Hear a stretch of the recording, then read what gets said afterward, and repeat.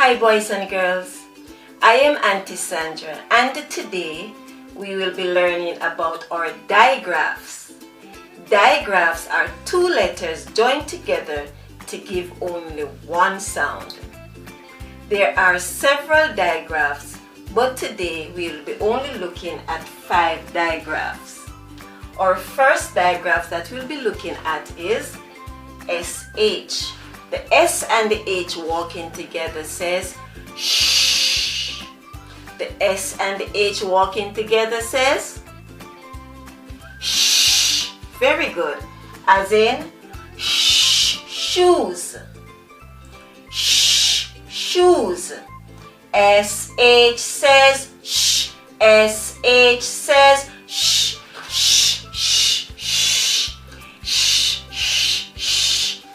SH says shh.